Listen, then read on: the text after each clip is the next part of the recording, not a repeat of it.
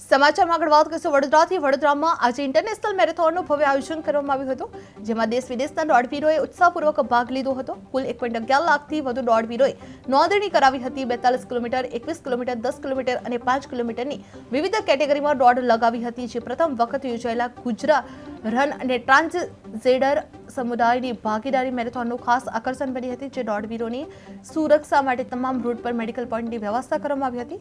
જ્યારે મેરેથોનને પગલે શહેરના મુખ્ય માર્ગો પર ટ્રાફિક ડાયવર્ઝન આપવામાં આવ્યું હતું અને કાર્યક્રમમાં સાધુ સંતો, ધર્મગુરુઓ, ધારાસભ્યો અને પોલીસના ઉચ્ચ અધિકારીઓ ઉપસ્થિત રહ્યા હતા। વિવિધ કેટેગરીના વિજેતાઓએ કુલ 25 લાખથી 6,000 રૂપિયાનો રોકડ પુરસ્કાર પણ આપવામાં આવ્યું હતું।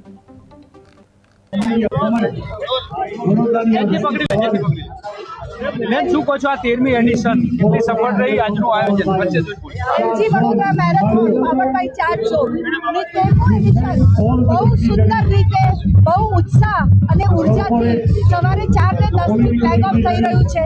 42, 21, 10 ને 5 કિલોમીટર ટાઈમ રન, આપણો જવાન રન, આપણો દિવ્યાંગ રન, બધા જ રન, એનજીઓ પ્લેજ રન ખૂબ સુંદર રીતે ફ્લેગ ઓફ થયું। ખૂબ આનંદ છે કે આપણા આદરણીય પ્રધાનમંત્રીનો જે ન્યૂ ઇન્ડિયા ફિટ ઇન્ડિયાનો જે એલાન છે, એમાં વડોદરા મેરેથોન રન સ્પોર્ટ તરીકે આપણે એમનો ટેકો આપીએ છીએ અને આપણા દેશને પ્રગતિ તરફ જલ્દી વેગથી આપણે લઈ જઈએ છીએ। આપણા મ્યુનિસિપલ કમિશન આજે વડોદરા માટે ગૌરવની ક્ષણ છે।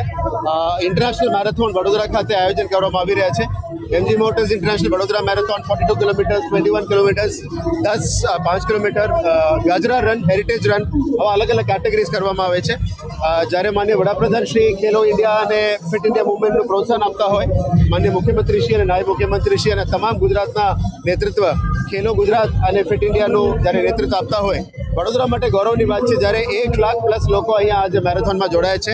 આ ગૌરવની વાત ફિટનેસ ઉપર પણ એક મેસેજ આપવાનું છે, બધાને હેલ્થનું પણ એક મેસેજ મેન્ટેન કરવાનું છે। આજે આપણે એક મેસેજ આપવા માંગીએ છીએ કે ગમે તે કોઈ વ્યસ્ત હોય, આપણા સમય કાઢીને પોતાના હેલ્થ માટે સમય વાપરવો જોઈએ, કારણ કે તમારું પોતાનું હેલ્થ વ્યવસ્થિત હોય, તમારા ફેમિલી માટે હોય અને ફેમિલી સાથે સાથે તમારા દેશ માટે પણ કામ કરવા માટે